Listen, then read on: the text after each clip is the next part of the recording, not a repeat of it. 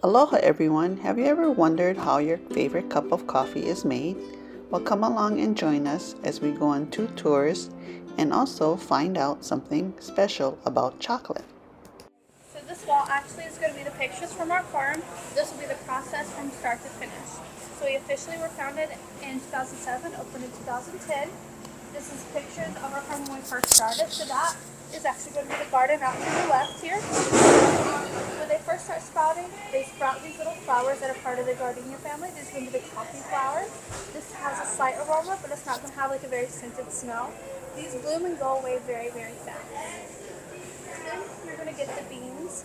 So the green beans are the first ones that pop up. That's not ripe yet. Those are going to turn red. Once it's like a bright cherry red, they're ready to be picked. And the red is actually fruit, so it's just the shell of it. So this is going to be the coffee fruit. It's going to be called a coffee cherry. We actually use this in one of our teas. It's going to give it like a little color and a slight flavor in the tea. And also if it's not being used, we put it back in the ground at like the base of the tree to kind of nurture it. These beans that come out, these are the ones that we're going to roast. But before we do the roasting, we have to dry it and put it into this machine. It's going to be the pulping machine. This will take the very first layer of skin off the bean. And then we dry it out a little more, let it sit. We let our sun dry, so we don't put it in like a dehydrator or anything. We let it sit out in the sun and just naturally dry itself. It's going to go into this machine. This is going to be the holding machine. This will take all the rest of the layer skins off, and that's what gets it ready to be roasted. So once it's got the very last layer of skin off, it's going to be called a green bean. These are what you can buy other places if people like to roast it themselves. We unfortunately don't sell that here.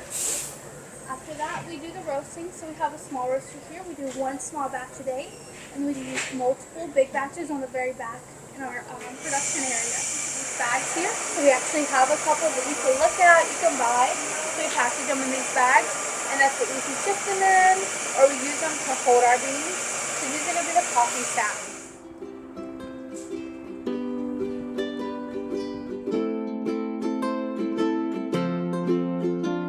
Types of beans. There are a couple other varieties that'll make a little bit of different flavor in them. For ours, we chose the 2 shortest type of beans, so it don't grow very tall. Everything is hand done here, so it's hand picked, hand processed. We don't use any machines other than the hulling, pulping, and then our roasting machines. So our owner actually comes out here, he hand picks some.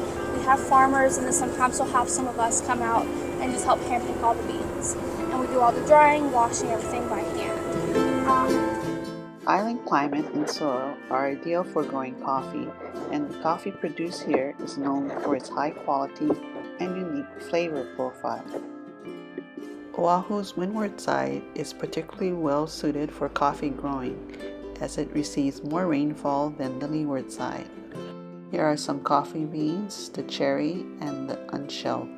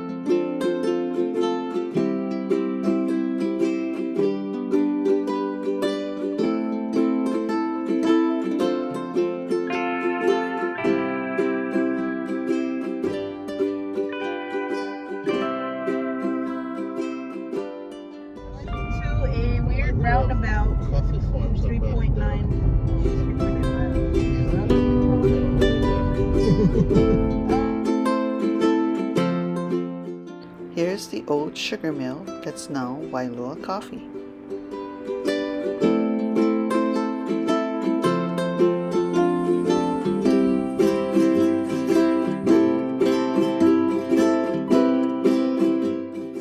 Once the coffee cherries are harvested, they are processed to remove the beans. There are 2 main processing methods, wet processing and dry processing. In the wet processing, the cherries are pulped to remove the skin and pulp. The beans are then fermented and washed. After fermentation, the beans are dried in the sun on drying racks. In the drying process, the cherries are dried whole with the skin and pulp still attached. Once the cherries are dried, they are hulled to remove the skin and pulp.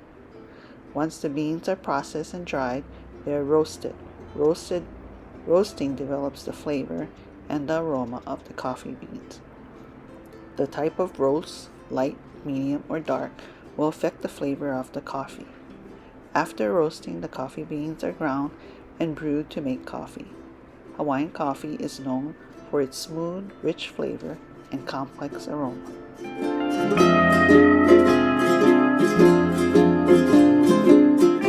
Hawaii is the only state in the United States that can commercially grow cacao, the tree that produces chocolate beans. This is because Hawaii has the perfect climate for cacao: warm temperatures, high humidity, and well-drained soil. Cacao trees are native to Central and South America, but they were introduced in Hawaii in the 1800s.